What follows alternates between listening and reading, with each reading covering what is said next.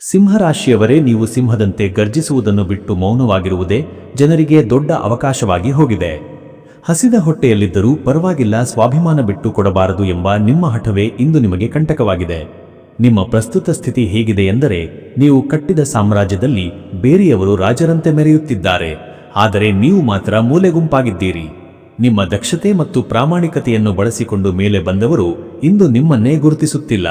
ನಿಮಗೂ ಕೂಡ ಇಂತಹ ಅನುಭವವಾಗಿದ್ದರೆ ಕಮೆಂಟ್ ಬಾಕ್ಸ್ನಲ್ಲಿ ಜೈ ಸೂರ್ಯದೇವ ಎಂದು ಬರೆಯಿರಿ. ನೆನಪಿಡಿ, ಸಿಂಹ ಸುಮ್ಮನಿದೆ ಎಂದರೆ ಅದು ಶಕ್ತಿ ಕಳೆದುಕೊಂಡಿದೆ ಎಂದಲ್ಲ, ಅದು ಸರಿಯಾದ ಸಮಯಕ್ಕಾಗಿ ಕಾಯುತ್ತಿದೆ ಎಂದು ಅರ್ಥ. ನಿಮ್ಮ ಆಪ್ತ ವಲಯದಲ್ಲೇ ಇದ್ದುಕೊಂಡು ನಿಮ್ಮನ್ನು ಕುಂದಿಸುತ್ತಿರುವ ಮುಖವಾಡದ ಮನುಷ್ಯರ ಆಟ ಇನ್ನು ನಡೆಯುವುದಿಲ್ಲ. ನಿಮ್ಮ ಗ್ರಹಗತಿಗಳು ಈಗ ಬದಲಾಗುತ್ತಿವೆ. ನಿಮ್ಮನ್ನು ಕಡೆಗಣಿಸಿದವರು ನಾಳೆ ನಿಮ್ಮ ದರ್ಶನಕ್ಕಾಗಿ ಸಾಲಿನಲ್ಲಿ ನಿಲ್ಲುವ ಕಾಲ ಹತ್ತಿರದಲ್ಲಿದೆ. ನಿಮ್ಮ ಸೋಲನ್ನು ಸಂಭ್ರಮಿಸಿದವರ ಮುಂದೆ ನೀವು ಎದ್ದು ನಿಲ್ಲುವ ಸಮಯವಿದು. ಹೆಚ್ಚಿನ ಮಾಹಿತಿಗಾಗಿ ಈ ಮೇಲಿನ ನಂಬರ್ಗೆ ಕರೆ ಮಾಡಿ.